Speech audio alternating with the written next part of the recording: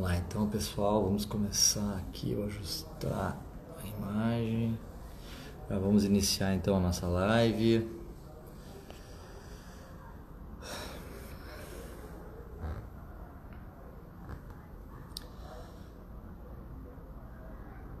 Bom início de noite a todos. Estamos começando mais uma edição essa oitava edição da série de lives Histórias de um Clube Histórico.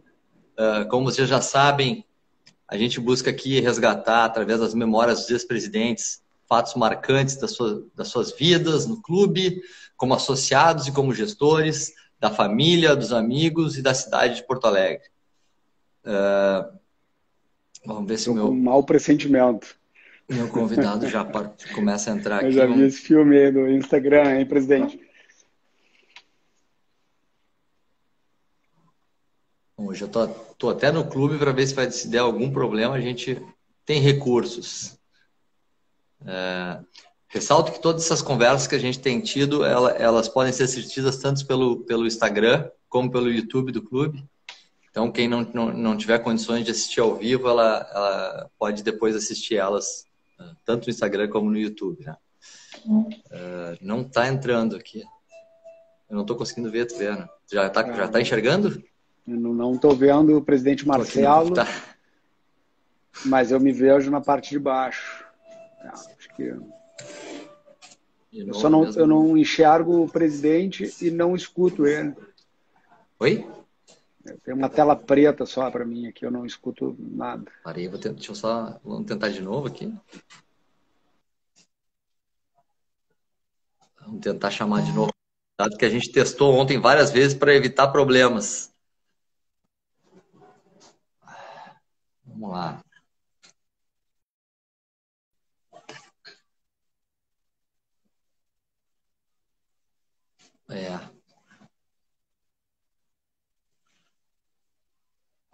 Tá tentando me...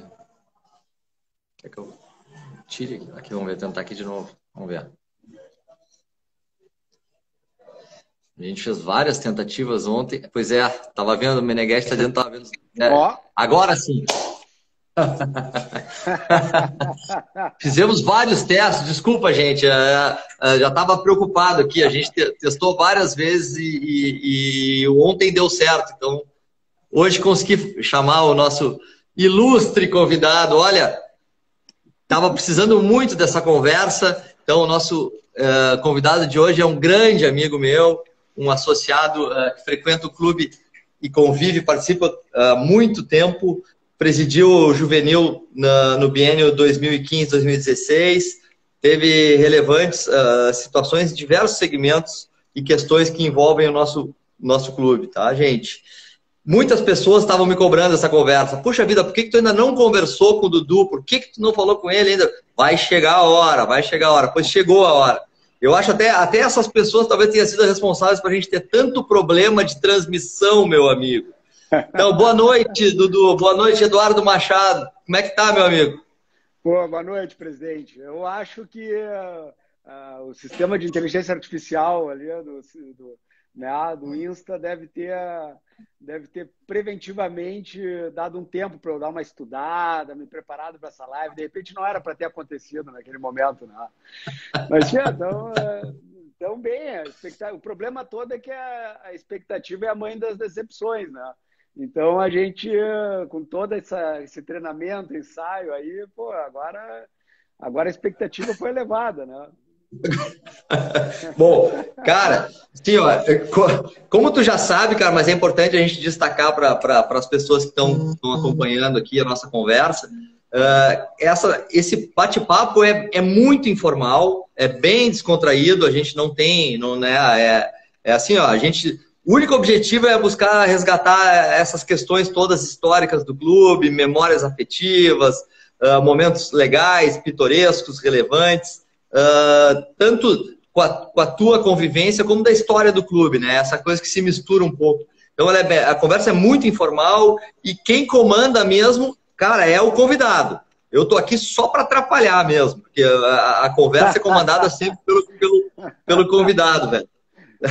E, cara, eu tenho iniciado, normalmente eu inicio as lives questionando assim, cara, como é que começou o teu vínculo, tua ligação com o juvenil? Aonde surgiu tudo isso, velho? Cara, a minha história com o juvenil começou faz bastante tempo, mas na minha memória eu acho que foi tardio. Explico, né? Eu acho que eu entrei no clube, eu não lembro exatamente, mas eu era adolescente, acho que eu devia ter 17, 16 ou 18, sei lá. Lá se vão uns bons 30 anos aí por aí. Então, mas eu sempre curti o juvenil, né? Tinha conhecidos ali, né? Mas eu era sócio do Clube do Comércio, né? Meu pai, meu tio começaram a jogar tênis mais tarde, né? E a nossa família acabou frequentando o Clube do Comércio, porque meu tio morava próximo ao Clube do Comércio, começou a jogar, eu me lembro direitinho, eu pequeno, e ele começando, o pai a começar a jogar tênis, aquela coisa toda. E nós morávamos na Independência, ali, perto da Ramiro, e as primeiras raquetadas que eu dei foi naquela pracinha ali na frente do Demaia, ali na Teresa Sim. Montauri.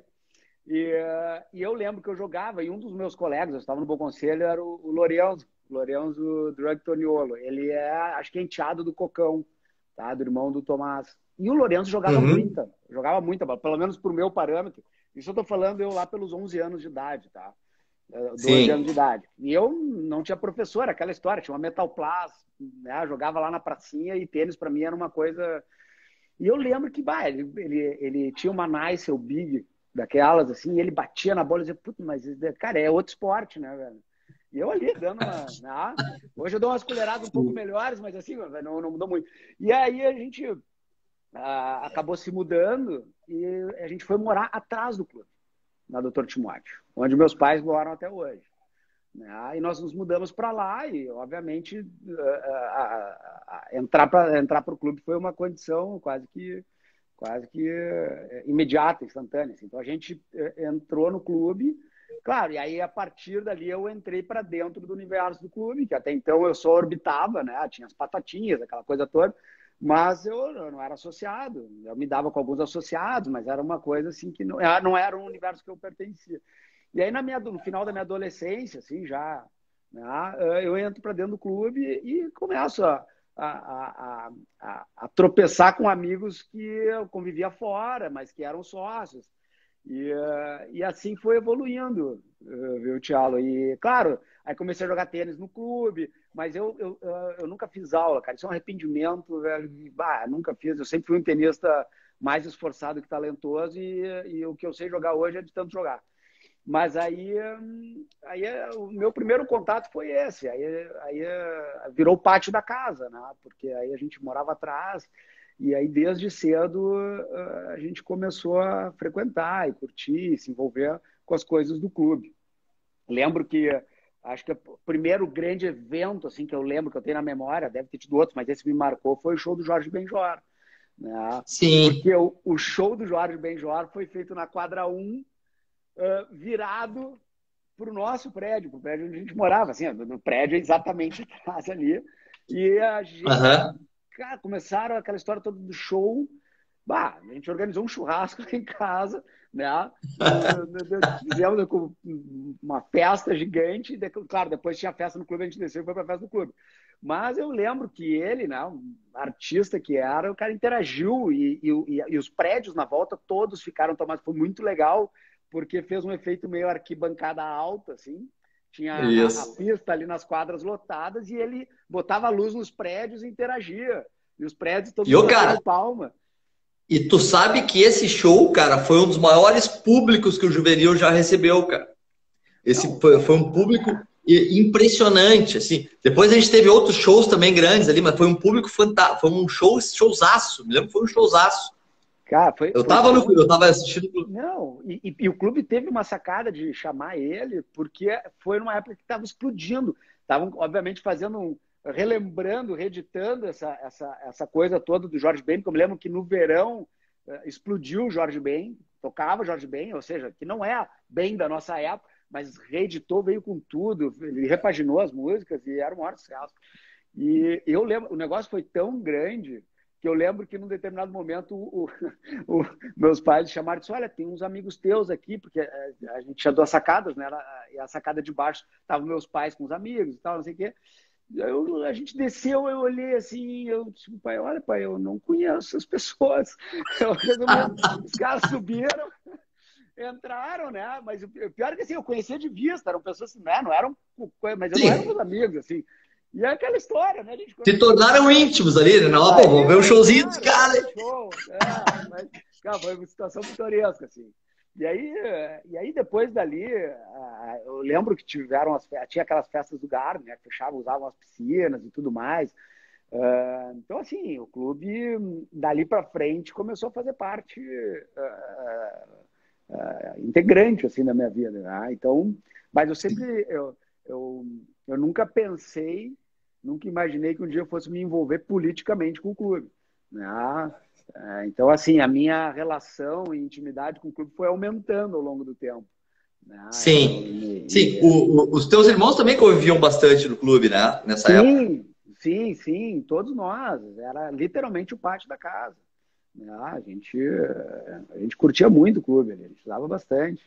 Então foi. Sim, cara. Cara, e agora tu falou exatamente como é que, cara, como é que começou, apareceu o convite, a oportunidade de começar a ajudar o clube de alguma maneira, assim. Tu saiu do lado só diversão, esporte, festa e entrou o lado aquele do, pô, velho, vou cuidar disso aqui porque isso aqui é legal pra caramba. Quando é que surgiu isso, velho? Cara, isso começou. Teve uma época, eu guardo muito pouco detalhes das coisas, infelizmente. Alguns detalhes eu lembro, mas de data e época, assim, eu não sou muito bom nisso. Mas eu lembro de uma época em que teve uma segunda chapa para conselho e tal, e houve uma ruptura política, vamos dizer assim, ou um embate, ou um processo onde se quis renovar o conselho. E eu lembro do Gustavo, o Ângelo, querendo encabeçar uma chapa de jovens e tudo mais. E aí eu lembro que eles me pilharam e tal, e eu integrei no conselho, não sei se exatamente naquele momento, não me lembro direito mesmo, mas logo em seguida. Mas entrei naquela coisa assim dos amigos, aquela coisa bem movimento de jovem, né? Aquela coisa feito manada. Vamos lá, nós temos que participar, a gente tem, né? E o sentimento deles pelo clube é muito. 1900, a Giovana, ainda bem que tem esse gerador de caracteres aí. Agora eu entendo a falta que faz o teleprompter, né? Agora, poxa, salvou de novo. A Giovana salva muito, né, cara? Impressionante, né? Então, exatamente, em 99, então, houve essa situação. A partir daí, eu me lembro que eu entrei para dentro do conselho, mas eu entrei bastante jovem e tal, sem aquela coisa, sem aquele comprometimento político. E confesso, né, participava muito pouco. Eu estava ali ajudando aquele movimento, mas sem intensificar muito. Daí, claro, com o tempo... Tu sabe que esse movimento, cara, foi, na verdade, foi a segunda vez que o clube teve uma eleição de conselho com 2 chapas. Isso aconteceu lá em 1900, lá no começo, que eu não sei quando é que foi, e esse movimento foi exatamente no momento em que a gente tinha tanta coisa para pleitear no clube, e na época os diretores, por algum motivo, lá não nos davam muita atenção, e aí surgiu foi 2 vezes na história do clube que tiveram eleições onde tinham 2 chapas do conselho. E, inclusive, eles foram surpreendidos pela nossa mobilização e quando a gente entrou, realmente deu uma oxigenada mexeu, foi impactante, né, cara? Porque eles não esperavam que acontecesse aquela mobilização, né, cara? Então, pô, e legal que tu ter participado disso também, ali que começou, então, a tua história nessa brincadeira de também participar. Exatamente. Eu entrei em 99, a Gil está me ajudando ali agora, tá? E eu acho, Thiago, que inclusive até, e aí atualmente eu vejo o impacto e a diferença que faz esse tipo de renovação e oxigenação dentro de um organismo. Obviamente que as pessoas que até então estavam ali no clube, né, tinham uma percepção de clube diferente das outras, isso é comum, né? A gente hoje Sim. pode estar tendo, eventualmente, essa noção, né? Por mais que a gente fique atento, por mais que a gente olhe, né? A gente pode ter, às vezes, é o viés do observador, né? Então, eu lembro que o clube, nessa época, era um clube que não tinha muita opção para jovem, não tinha muita coisa nas instalações e infra do clube, né? Era um clube bem de tênis, a própria natação não existia, era uma coisa lazer. Então, assim, eu acho que o clube de 99, 2000 para cá, a gente vem observando mudanças sutis e com algumas, com o incremento de algumas atividades, algumas modificações que nem tão sutis assim, né? E eu lembro que uma coisa que me marcou bastante, aí sim, a questão política essa do conselho, ok, eu fui participando, fui me envolvendo, fui entendendo, e isso foi muito legal, porque também me deu essa vivência, né, de participar de algo, desse senso de responsabilidade com as coisas, porque a gente, muito jovem naquela época, não tinha ainda esse drive, assim, esse olhar, né? Mas eu lembro que daí em 2004, cara, 2004, o que aconteceu? Eu jogando tênis, como não tive professor desde pequeno, obviamente estourei meu cotovelo, né? E aí, cara, mas aquelas epicondilites assim de não poder cumprimentar as pessoas. Cara, foi feia a coisa. Como a maioria dos Sim. tenistas já passou por isso. E eu lembro que o Jamanta, né, o Ângelo chegou para mim e disse: tá, cara, começa a nadar com a gente. A equipe estava sendo criada, 2004. Começa a nadar com a gente aqui. Eu disse: cara, nunca nadei na vida. Nadei quando eu tinha 7 anos, que meus pais botaram na natação para não me afogar, e fora isso, ele, cara, começa devagarinho e tal. Tá, fui lá, sunga LJ, aquela coisa toda. Entrei na piscina, né? Fui um dos fundadores da Associação dos Nadadores da Raia de Extremidade, que eu brinco, né? Que a raia da ponta ali ficava, né? O pessoal na humildade. E eu comecei ali, né, cara? Nadava uma piscina, descansava 1 minuto, era uma tragédia, né? Hoje, se eu voltar a nadar, acho que vai acontecer isso. E, cara, ali eu fui observando, fui criando outros vínculos, outras amizades, e eu acho que esse é um negócio do clube. Eu acho que o clube é uma coisa que tu vai indo, tu vai buscando novas coisas, dando clube novos núcleos, e tu vai convivendo com mais pessoas e tu vai descobrindo esse universo de gente bacana que tem lá. Cara, o clube, a gente tem uma qualidade, tem um material humano fantástico ali de associados, cara. É muita gente boa. Né? No jargão, assim, tu chuta um balde, tem um cara bacana fazendo alguma coisa do clube, e a gente interagindo e podendo viver isso aí, cara, é muito legal, é muito bom. E dali eu estreitei ainda mais, né, a amizade que eu já tinha com o Ângelo, que a gente tinha muitos amigos em comum e tal. E anos depois, o Ângelo integrando a gestão da IEDA, né, como acho que ele era vice de esportes, o Ângelo sempre foi muito mais político, mais envolvido nessas questões, né? E ele foi, acho que, diretor de natação, depois fez vice. E aí, se eu não me engano, o Mário Engler saiu no meio da gestão da IEDA, né, no primeiro ano, no final do primeiro ano. E era o Pereira, o Ângelo e a IEDA presidente, o Pereira Uhum. financeiro. E aí veio o convite para eu entrar como vice-social, né? Fiquei muito honrado, né? Fiquei um pouco ressabiado, né? Tipo, é uma responsabilidade, né? Mas acabei integrando, acabei E tu entrando. começou direto de vice-presidente, né? Ah, Tu não passou por diretoria, foi na não, vice-presidência foi, direto. foi no tapetão, a Ieda me guindou direto, né? Eu subi, dos, subi da Série B para a Série A, assim, no tapetão. Né? Foi assim, acho que assim, todo bom líder tem que ter um momento de insanidade. Eu acho que esse foi o momento da Ieda, né? Apostou junto com o Ângelo ali, o Pereira, que eu conhecia todos ali. Então mas Sim, brincadeiras sim. à parte, foi uma vivência muito legal, muito bacana. Né? A Ieda, presidente fantástico, assim, né? Dava toda a condição para a gente desenvolver as áreas.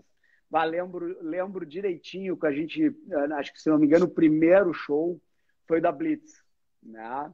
E aí ficou aquela coisa toda, porque, claro, até então, eu me lembro que o Ângelo era da DJ, a gente ia em todos os eventos, e a gente era mais jovem, era outro perfil de festa, aquele perfil de jantar, né? Com um som mais ambiente, que tinha a ver com o formato.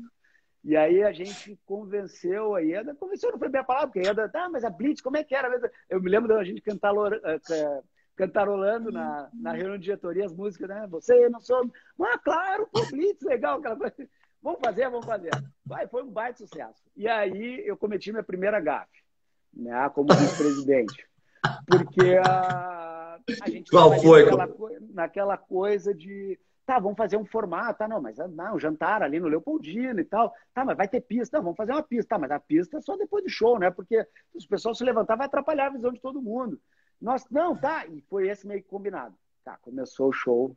O Evandro Mesquita começou a dizer, vamos lá! E começou aquela coisa toda. E eu levantei, o pessoal levantou e nós fomos lá para frente, quebramos o protocolo. E aí, eventualmente, acho que até atrapalhamos a visão do pessoal que estava sentado. E acabou acontecendo, né? Então, assim, mas foi uma baita festa, né? A gente fala isso em tom de brincadeira, não foi nada grave, mas a gente tinha meio que uma combinação, dizer, olha, né, vamos pôr em consideração as pessoas que estão sentadas, né? Porque nem... Mas era o perfil do show, era o tipo de música que convidava e chamava, o próprio Evandro Mesquita ali, né? Vemos todo mundo ali de terno e gravata, aquela coisa toda, e aí o negócio explodiu. E dali para frente, cara, foi uma evolução, uma sucessão de coisas ali, de vontade de. Cara, a gestão já era como ela foi quando tu foi presidente, como ela é hoje, com a participação, assim, essa interação dos vice-presidentes com o presidente, assim, sistema já não? Era assim, ó, era um pouco mais departamentalizado, mas nós contribuíamos, cada um tinha uma visão bem administrativa assim do Pereira, de orçamento, aquela coisa toda, que era uma como é que eu vou dizer assim, uma coisa mais, como é que eu vou dizer assim, me fugiu a palavra aqui, mas era uma coisa mais convencional, né? Do tipo, olha, tá aqui os orçamentos, né? Estão aqui as ações de cada pasta, a gente fazia reunião de diretoria, mas a gente interagia, os assuntos eram discutidos entre todos, né? Esse formato colaborativo ele já existia na gestão da IEDA, né? Aí depois, na gestão do Ângelo, aí isso sim, e aí eu até brinco, porque realmente foi uma gestão bem diferenciada, porque éramos amigos, assim, né? Éramos amigos. E tu continuou no social, né? Na do Ângelo, tu continuou. Continuei no social. E aí é muito engraçado, porque o Ângelo é um irmão que eu tenho, né? Um cara que eu tenho adoração, um cara diferenciado, né? Todo mundo, dificilmente tem alguém que eu conheço que não goste dele, mas assim, a gente volta e meia se pegava nas reuniões de diretoria, porque a gente tinha opiniões diferentes, né? E isso não impedia que a gente, né, exercesse a nossa personalidade ali, né? Mas no final todo mundo rindo, a gente se xingava e estava tudo certo. A gente discordou em muita coisa, né? Mas assim, era interessante, e eu acho que esse embate tem que ter, né? Porque se tu tiveres uma composição concordina, né? Ou seja, que todo mundo acha a mesma coisa sempre, alguma coisa está errada, né? Tem que ter visões diferentes, né? Vivências diferentes, percepções diferentes, para que a gente, na medida do possível, represente o todo aí, né? Nessa salinha da presidência e consiga, como eu sempre disse, né? O segredo não é agradar todo mundo, é impossível, né? Mas o segredo é tu agradar a maioria, tu ter a percepção que tu está fazendo o que tu pode fazer de melhor para a maioria dos associados, para a maioria do público para o qual aquilo que tu está destinando energia é focado. Então, daí continuamos ali na paz social, né?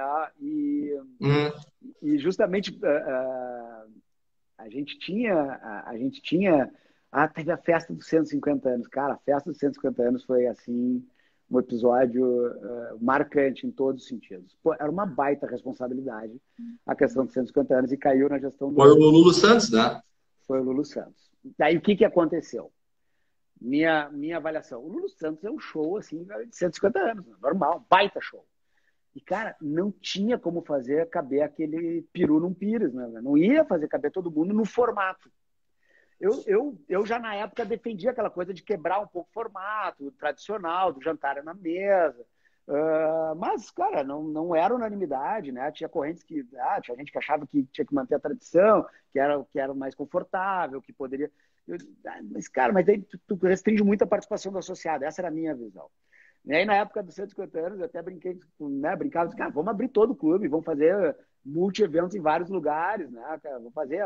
Mas era uma aposta muito arriscada, né? Eu entendo, porque é mais fácil para um vice-presidente querer fazer alguma coisa disruptiva, bolar e tal, não sei o quê, mas quem faz a ponta de flecha e representa politicamente é o presidente. Então, é difícil, cara, quebrar paradigmas num clube né, com mais de 150 anos de idade. Então, cara, foi bem legal. E aí, eu lembro que deu toda aquela confusão, porque não coube todo mundo, não ia caber todo mundo, né? E a gente tinha um regramento na época que a diretoria, ou os presidentes, os presidentes tinham uma abertura antes, né? Podia compor as mesas antes e tal. Mas o que era isso? A história disso aí, né? Estou mexendo num tema delicado, porque isso foi um baita conflito, mas já é a história passada e até é bom falar, porque, né? Para que não se repita, né? Claro, O que claro. aconteceu? Sempre foi uma tarefa da diretoria buscar fechar as mesas. Eu fui em várias, que o Ângelo dizia, cara, vamos lá, vamos fechar uma mesa lá, que tem uma festa lá, que era outro perfil de, né? Outro perfil de show, que era um perfil que eu, tipo, nem... Mas vamos lá, vamos fechar a mesa, vamos dar uma força pro clube. Era sempre aquela história, né? Todo mundo ali, vamos fechar a mesa. Então os diretores, tu tem uma mesa para fechar, cada um aqui tem que fechar uma mesa para, né, lotar o salão, aquela coisa toda, que era e só que, cara, as atrações que começaram a vir eram atrações que se vendiam sozinhas, que pegava a maioria do público e um público que tinha uma demanda reprimida para esse tipo de show, né? Então, aí a gente teve que fazer um comunicado, esclarecer, explicar toda essa situação que ocorreu, porque na cabeça do associado que não acompanhou toda essa trajetória histórica, os caras foram lá, os amigos do rei, pegaram lugares para ele, mas não, cara, é que historicamente sempre foi assim. Só que naquele ano, cara, era o 150, então assim, pô, ninguém se deu conta, a gente seguiu a tradição, né? A gente seguiu a tradição. Cara, deu um choque, né? Foi um choque, foi um momento. Cara, exato. Quem conhece o histórico, cara, eu fui diretor há 10 anos antes. Cara, era a mesma coisa. Os aniversários eles eram esvaziados, assim. Então, realmente, o diretor fazia um esforço hercúleo para botar mais 5 casais no evento, cara. Era um negócio assim. Foi um sucesso o aniversário. Quantas pessoas? 300 pessoas, 250. Cara, era um horror. Então, esse histórico, quem conhece o histórico, sabe que não se tratava de uma questão de privilégio, né? Sabe que era uma questão diferente. Como o interesse pelo evento foi crescendo, né? E os 150 anos culminou no Lulu Santos, 150 anos, que tu falou, uma questão represada em Porto Alegre, né? Uns eventos que sentia-se falta. Tudo isso acho que somou para essa crise que tu enfrentou nesse período, né? Como vice-social. E foi engraçado, porque o Ângelo estava em viagem nessa época da pré-venda, né? E nós tínhamos eu e a Clarice, a gente tinha uma viagem que eu não fui na festa dos 150 anos, tá? Denúncia, agora ficou registrado em vídeo. Eu não consegui porque, cara, a gente tinha uma viagem marcada que caiu bem. Cara, a Clarissa simplesmente teve a sorte de ter sido sorteada no Moinho Shopping e nós ganhamos um tour enogastronômico pela região da Provence, com tudo pago. Sensacional. Cara, pegou na semana do aniversário e eu disse, cara, como é que eu não vou levar a Clara para viajar? Imagina. Mas eu fiquei com 2 corações. Então, assim, foi muito engraçado, porque quando estourou a bomba dos ingressos, o Ângelo estava viajando. E a gente, por e-mail, o Ângelo acho que estava em Amsterdã, sei lá o que, a gente trocando, elaborando o comunicado para os associados, explicando toda a nota e tudo mais. Eu aqui, ele lá. E no dia da festa, então assim, cada um dividiu a pressão. Eu peguei a pressão mais pré-presencial e ele pegou a pressão dias antes e durante, né?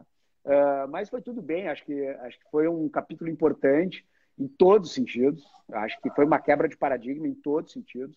A gente, para mim, ficou evidente que se tu tiveres uma atração muito boa mesmo no clube, o formato convencional, sentado, de jantar, ele não atende, não dá, porque tu deixa associado de fora. Tanto que a gente criou todo um regramento, fizemos uma quarentena para não associados. Depois, obviamente que nos formatos que depois sucederam, foi se alterando. Mas aí acabou acontecendo de eu me tornar o próximo presidente, né? Depois do Ângelo, né? E eu me lembro que, assim, uma das coisas, o Pedro Bronstrup falou assim para mim, né? O ex-presidente, disse: Dudu, tu vai ver uma coisa. Eu dizendo: Pedro, tu vê, pô, presidente, há 2 anos. Ele: não, tu vai ver uma coisa, passa muito rápido e tu não vai conseguir fazer tudo aquilo que tu imaginou e que tu queria. E é verdade, porque como o clube funciona muito bem, a gente tem uma estrutura muito competente e dedicada, né?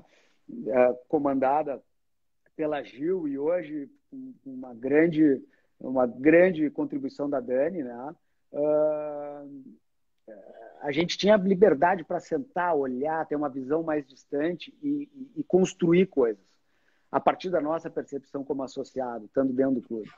E aí a gente, né, ali naquele primeiro ano, eu disse: não, nós vamos criar o formato lounge, vamos experimentar o lounge. Foi o show da Paula Tola, o primeiro lounge. Pois é, eu ia te dizer, foi na tua gestão que o paradigma foi quebrado, né? Que a gente passou a ter o evento nesse formato lounge com o maior número de pessoas, enfim, né? Deu uma rejuvenescida na festa, né? Porque uma coisa que eu sentia era coisa de festa para mim. Depois eu tenho o nosso casamento. O casamento da Clarissa no clube também foi uma outra quebra de paradigma. E aí tem um link nisso aí. Não esquece isso aí. Não esquece isso aí. Eu sentia que naquela festa, naquele formato convencional, a gente não levantava e não interagia. Tu sentava na mesa e ficava com o pescoço esticado. Puta, olha o fulano lá. Falei: puta, desculpa. Fulano lá na outra mesa, né? A gente ou seja, a gente só se encontrava depois na pista de dança, né? Durante não tinha aquela coisa, porque as pessoas já iam para as mesas, sentavam, daí já vinha aquela entrada, porque tem todo aquele protocolo. Se as coisas não andassem num ritmo, o cara ia acabar jantando no meio do show, né? Então quebra toda essa história, né? Então o lounge permitia isso, a gente interagindo, conversando, brindando, comemorando, né? Rindo, aquecendo, se preparando para o show que estava vindo. Então, na minha opinião, e aquela coisa, às vezes, quando a gente não tem a possibilidade de fazer uma grande pesquisa, um grande censo, vai muito no feeling, né? Então, o meu feeling era de que o formato de lounge seria o mais divertido, o mais adequado para as festas mais com uma pegada mais pulsante, com shows mais, né, com que tivesse um pouco mais de energia. E foi legal, foi muito bacana. E é claro, a gente tentou agradar gregos e troianos, aí botando também o formato do jantar no Imperatriz. Cara, acho que foi muito bom, foi muito legal. E o link que eu me lembrei do casamento é que, pô, casamento, todo mundo que já casou sabe como é que é. A gente se envolve um século para a festa e a festa parece que passa assim, né, em 1 minuto. E eu lembro que o fotógrafo tinha dito assim para nós: tá, agora vai ter um momento que vocês vão passar de mesa em mesa e eu vou tirar foto. Aí, né, eu sou engenheiro, né? Engenheiro tem mania de ser muito pragmático em algumas coisas. Eu olhei, fiz a conta rápida e disse: cara, eu vou ficar 1 hora tirando foto. Eu disse não, eu e a Clarice disse: não, faz o seguinte, tu quer tirar foto? Pega a tua câmera e nos segue. E vai batendo foto. Né? Tá, mas e os convidados? Eventualmente tem gente que não vai aparecer. Eu disse: olha, tá, aleatório, gira a roleta e vai tirando foto, e vamos ver o que acontece. O álbum de fotos ficou muito legal. E a gente aproveitou muito a festa por conta disso. Porque tem algumas formalidades. Eu não vou dizer que eu sou um cara disruptivo, não sou, gostaria de ser mais. Mas eu sou um cara questionador, assim, de paradigmas, de algumas coisas. Tá, mas por que isso é assim? Por que né? E aprendi muito, porque isso também é um problema, né? O cara entra, né? E isso foi bom ter sido vice-presidente antes, porque senão o cara entra lá e diz: mas por que isso é assim? Vamos mudar. Aí aparece um cara e diz: não, isso é assim porque há 10 anos atrás aconteceu isso e tu... tarde demais, já fez, erramos de novo, né? Então, assim, algumas lições, algumas coisas devem ser conservadas, né? E isso foi muito importante. Então, por isso que eu sempre brinco, né? O grande desafio é tu inovar mantendo as tradições, né? Porque não são coisas antagônicas. Tu consegue inovar e mantendo a tradição. né? O debut, a mesma coisa, a gente, né, sempre tentou dar uma cara, uma coisa de tradição, vender isso, porque num determinado momento o debut virou um mega business e começaram a aparecer vários concorrentes, entre aspas, né, criando formatos, aquela coisa né, buscando atrair a atenção dos jovens, das adolescentes, né? E eu sempre defendi, olha aqui, ó, tem uma coisa que só o clube tem, é tradição, isso aqui tem história, isso aqui tem, pô, né? Então, né, pode ter debut maior, mas não sei o quê, mas acho que com a nossa tradição não tem. Vai pegar a história, aí tem avós aí que debutaram, mães, então tem Exatamente. então tem toda uma tradição, é muito legal isso. Então eu entrei em contato com muitas coisas do clube que eu jamais imaginei assim que fosse dessa forma. E foi uma experiência assim fantástica, né? A gente fez muitas mudanças ali em nível de gestores, inclusive a Dani entrou justamente na época em que eu estava ali, que a gente fez uma reformulação da comunicação e tudo mais, e a gente deu uma sorte grande, fizemos um processo de entrevista e tudo mais, e conseguimos, né, pessoas muito boas, né? Outras a gente não acertou, a gente trouxe gente que achou que ia performar e não performou, e é da vida, e a gestão seguiu, do jogo. E o clube seguiu evoluindo, né? E assim, essa questão da gente ter alternância no clube, mas é uma alternância com certo alinhamento, porque as pessoas até falam, pô, mas essa coisa de ter essa sucessão e não ter disputa de chapa, não tem porque realmente não acontece, poderia, né? Mas eu acho, cara, que um processo de alternância, de mudança, de renovação, onde não há a destruição do passado, é o maior segredo do clube. Eu sempre falo que quisera a gente tivesse um processo político assim no município, no estado e no Brasil, no país. Então, cara, até pelo perfil das pessoas. Tu vê, é uma continuidade sem continuismo, né? Porque a gente oxigena de uma maneira mantendo uma linha de raciocínio e a história e preservando o que tu comentasse. Pô, vou sair mexendo aqui, calma, vamos ver como é que estava, porque já se mexeu anteriormente, deu um problema assim. A gente consegue enxergar melhor as coisas. Tu colocasse bem, eu acho que esse mecanismo tem sido um grande segredo do juvenil. Acho que tem sido um grande diferencial mesmo, cara. Porque a gente consegue não tornar a coisa tão repetitiva. A gente tem essa oxigenação, sim, mas a gente preserva uma história importante de crescimento, uma evolução. A gente vai acompanhando a evolução de cada um e vai tornando isso mais consistente ainda. Eu acho que tu toca num ponto importante, cara. E foi engraçado, tem duas coisas que aconteceram também que eu lembro que acabou acontecendo na nossa gestão, foi eu sempre fui um cara de inovação na parte tecnológica, sempre adorei tecnologia, por isso que quando eu até comentei com o Jamanta, disse, cara, deu problema com a minha live, ele se matou de rir, né? Disse, lá contigo, né? Tipo, eu disse, cara, é isso aí, cara. E na comunicação, eu briguei muito para a gente entrar nas redes sociais. Eu achei que o clube merecia, e foi o ano que a gente, muito com a ajuda da Dani, a gente entrou com tudo. Eu disse, cara, o que tiver, nós temos que estar YouTube, Facebook, Insta, vamos criar, o clube tem, vamos nos comunicar com o associado, pega o WhatsApp, cria a lista, vamos usar a tecnologia para nos comunicar, vamos sair da pré-história. Tá? Acho que o clube merece, a gente tem condição, agora a gente está com uma equipe bala, gente competente, gente de ponta, vamos fazer. Né? E aí a gente saiu fazendo. E aí tinha aquela ideia de, vamos fazer um aplicativo do clube, né? Então, eu disse, cara, vamos renovar o site. A gente não, vamos fazer um site com design responsivo. E tu hoje, até assim, se tu salvar o site do clube na tela do teu celular, ele fica tipo um ícone de aplicativo. E ele funciona como um aplicativo, né? E cara, como ele evoluiu, como ele melhorou, né? E agora na pandemia, né? Vocês conseguiram adicionar a questão das reservas de raia, ou seja, a infra estava ali, né? E vocês conseguiram operar rapidamente. Imagina se a gente não tivesse uma estrutura preparada. Claro que ninguém imaginava que um dia a gente fosse enfrentar uma pandemia, mas assim, a gente, né? Aquela coisa de a gente ficar reservando por telefone quadra, né? Eu lembro que numa das reuniões de diretoria houve um pleito de um diretor, assim, né?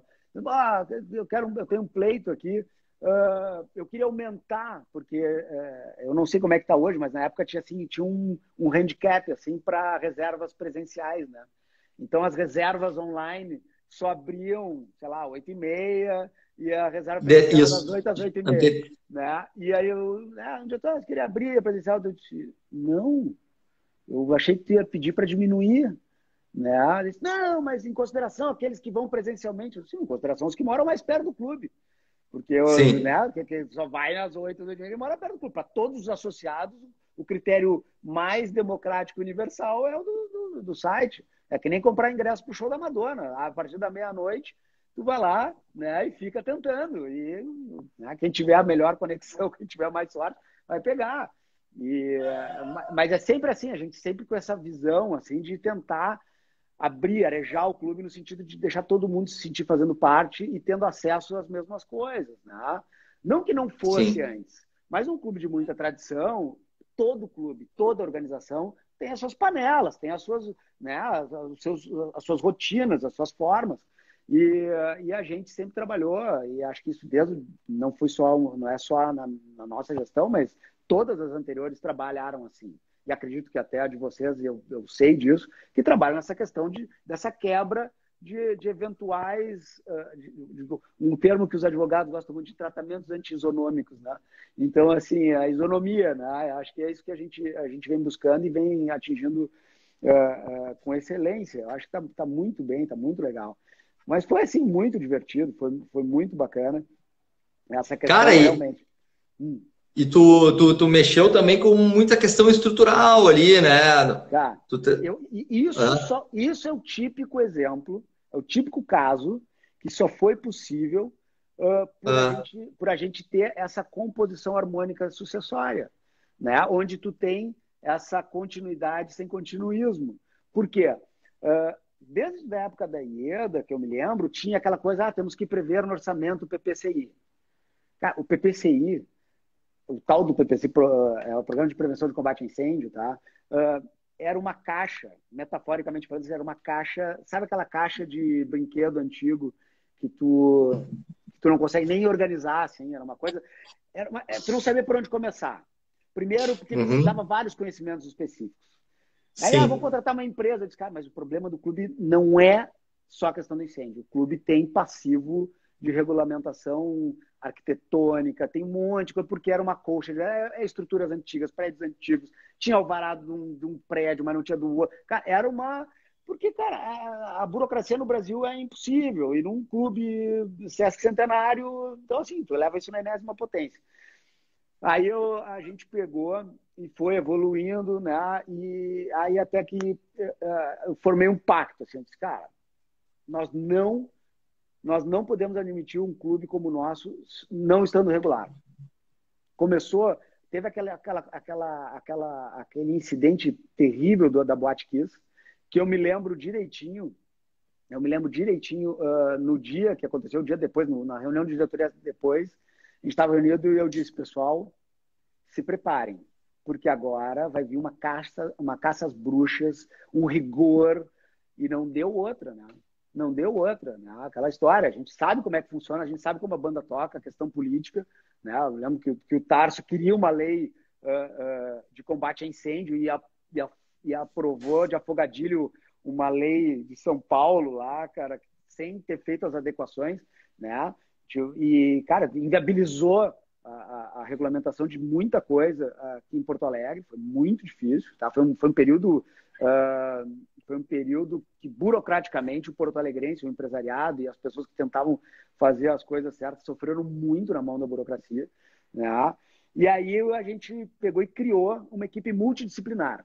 A gente contratou um Foi na tua arquiteto. gestão? Foi na tua gestão? A criação da equipe multidisciplinar, eu tenho quase certeza que sim. Tá? A gente chamou Sim. uma arquiteta, a gente chamou um urbanista, a gente chamou um engenheiro Uhum. e a gente começou. A gente fez todo um levantamento no clube, a arquiteta percorreu todo o clube com assistentes e simplesmente refez todas as plantas atuais. E aí a gente tinha que fazer uma declaração urbanística, uma coisa assim, esse era o termo, que era o primeiro passo para começar a regularizar, para depois começar o PPCI. né? Porque os prédios tinha coisa que não existia na prefeitura lá. Então a gente fez o clube existir no papel. Então foi um baita trabalho de engenharia, de topografia, onde a gente se deparou com várias questões ali de diferença de medições e tudo, mas coisas que, assim, é aquela história, a gente mexeu na caixa, né? A gente mexeu. Cara, é inadmissível o clube começaram os grandes eventos, sediar congresso, sediar não sei o que, e aquela história, os caras começaram, vocês têm PPCI? Vocês têm o alvará, não sei o que. E eu, cara, uma situação hiper constrangedora, porque um clube como o nosso, cara, eu fiquei envergonhado e fiquei receoso, assim, dizer, cara, a gente não pode, né? E é um processo moroso. Eu disse, olha, isso não é coisa para mim, não é coisa para nossa gestão. E, né, a gente começou muito antes da nossa, a gente já, né, aquela coisa, mas os passos não iam adiante por causa disso, porque era uma coisa realmente, era uma rede complicada. Então, se fez os passos, se deu o início, e a gente sentou e fizemos um pacto. E isso era uma outra coisa que é importante, que eu acho que até hoje, ninguém mexe num telhado do clube sem passar por essa comissão.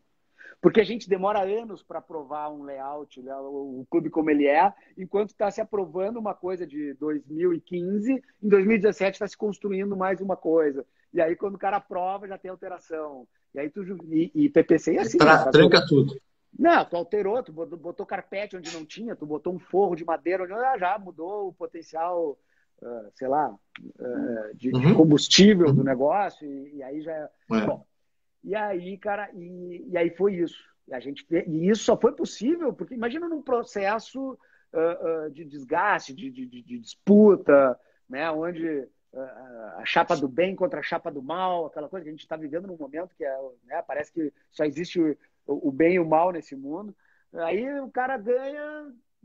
eu não posso dar continuidade que o cara fez, senão o mérito vai ficar pro cara, aquelas coisas. Isso não existe. E aí logo em seguida veio o Gustavo, cara, e o Gustavo teve uma ideia genial. O Gustavo, além de manter essa equipe, elegeu um diretor de patrimônio, se eu não me engano, não sei se é exatamente essa função, o Marcos Donillo, um cara extremamente competente, que arregaçou as mangas e se dedicou. E isso vai longe, cara. Tu tá terminando a tua gestão e não terminou, correto? Não terminou. Temos que seguir trabalhando. A gente está falando de 6 anos, Thiago. 6 anos, cara. Então, assim, agora tu coloca isso na grande esfera, aí, nível municipal, estadual, federal, a gente começa a entender por que o nosso país não... Ele avança assim, ele dá 3 passos para frente, 5 para trás. Cara, então, assim, a gente... Eu sempre brinco, né? E falava nas reuniões de diretoria, disse, olha, pessoal, aqui, para o pessoal que está indignado e inconformado de como a banda toca aí fora, aqui nesse microcosmo a gente tem a oportunidade de fazer diferente. Aqui a gente tem a oportunidade de dar o exemplo, aqui a gente tem a oportunidade de legislar e trabalhar em prol do bem comum, porque isso é um grande condomínio, né, Tiago? Hoje eu usufruo como associado, meus filhos estão lá, né, fazendo aula, minha esposa, eu, a gente, né, curtindo o clube. É isso aí, esse é o sentimento de propriedade. É um sentimento, todo mundo tem que sentir proprietário, dono e se importar com as coisas. Eu acho que esse é o grande sentimento, né? E isso a gente tem mantido, graças a Deus. E é por isso que o clube é um sucesso, na minha opinião, pelo menos é. Eu acho que eu fico muito feliz de poder continuar curtindo. Eu ia te fazer uma pergunta agora que eu acho que já está respondida, mas eu ia fazer 2 em uma, mas eu acho que a primeira já está respondida. Eu ia te perguntar o que a tua vivência como associado teria ajudado na condução do clube, mas eu acho que isso nós já conversamos bastante, já está meio que respondido em todas essas conversas que a gente está tendo. Agora, do outro lado, o que tu levou, cara, de experiência da gestão do clube, cara, para tua vida, cara? Assim, Foi bárbaro, Thiago, pelo seguinte, cara. Primeiro, é uma grande responsabilidade, porque diferente de uma empresa própria, tu tá lidando com os recursos de terceiros, né, cara? Então, assim, a gente lida com um orçamento importante, relevante, a gente tem toda uma história, uma tradição para carregar e levar adiante, né? Então, assim, e a gente se obriga a ser mais perfeccionista e mais responsável ainda, né? Tu sabes, tu conduz aí um sócio de um grande escritório de advocacia, tu sabe como é que é. né? Bem ou mal, tu te permite eventualmente fazer uma que outra coisa, até em nível de relaxamento, assim, que, pô, no clube eu não me sentia tão à vontade. Né? Não estou falando de irresponsabilidade, tá? Que fique claro. Mas é aquela coisa da atenção mesmo. Eu levei muita coisa. Eu levei muita coisa. Eu aprendi muito a respeitar mais ainda as opiniões diversas, divergentes, inclusive. Né? Eu acho que assim, eu tenho uma mania que é boa e é ruim de tentar ser assertivo, tentar definir, tentar dizer, né? Mas é importante quando tu entra numa situação dessa onde tu não construiu desde o início, tu pega um bonde andando, um bonde com 150 anos, é muito importante tu respeitar essas opiniões, entender os porquês, né? E eu acho que isso é uma coisa que eu levei daí, né? Levei também mais ainda do que eu já tinha essa vivência de que é importante a equipe. Ninguém faz nada sozinho nessa vida. Pode anotar, não existe essa coisa, porque eventualmente aqui nessa live eu posso ter falado eu várias vezes, porque a gente está conversando aqui, mas quando eu falo eu, é nós. Sim, Isso. E sim. não é, eu não quero aqui tirar uma, como ele é, que só. Não é. É nós, somos nós, né? É o nós, porque eu falava, né? A Giovana é testemunha, eu sempre dizia, olha, a gente só não pode atrapalhar. Porque os vice-presidentes e presidentes, nós somos transitórios, a gente passa, né? Tu está saindo agora, parece que foi ontem, mas a gente já está saindo. A gente não pode atrapalhar. No dia a dia ali, que está a Giovana, a Dani, né? A André, todo mundo ali, atendendo o associado, lidando com a máquina funcionando, botando ela em operação, a gente está olhando de fora e a gente consegue, né, metaforicamente, fazer aquela coisa de trocar o pneu da bicicleta com ela andando. Né? Por quê? Porque a gente não está pedalando, efetivamente.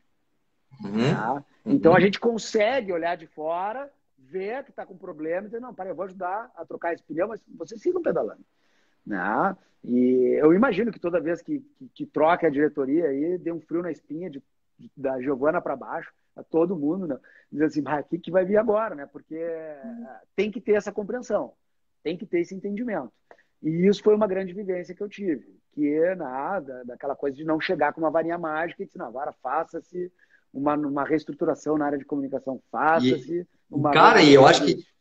isso aí que tu falou, isso é importante para nós que somos, que é o que tu falou, a gente que passa 2 anos, que passa 4, ou como vice, junto, somado com a vice-presidência, é importante que a gente tenha os gestores que dêem uma sustentação para o clube, porque esses sim ficam, esses continuam, esses são o diferencial para que a gente possa seguir nesse nosso voo, que é um voo cruzeiro, graças a tudo que está sendo construído, né? Mesmo com todas as peculiaridades que aconteceram esse ano, o clube segue nesse voo por causa disso, porque a gente tem, né, nessa base, a gente tenta trabalhar, e particularmente eu trabalho muito isso com os gestores, porque eu acho que essa base deles é importante. Agora, nessa nova troca de presidente, vai seguir uma continuidade sem continuismo? Vai seguir, mas é importante que tenham gestores que estejam carregando todo esse piano, que é o que vai nos dar a tranquilidade do gestor que vai substituir a gente a seguir tocando e botando o dedo dele e fazendo, é o que tu falou, enxergar de fora e mexendo. Acho que é bem por aí, eu acho que o raciocínio é bem esse, né? Exatamente. A gente tentou mexer em coisas, né? Por exemplo, a Dani vai se lembrar que eu falava da gente ter uma parte de inteligência de negócio. A gente tem muita informação no clube. Né?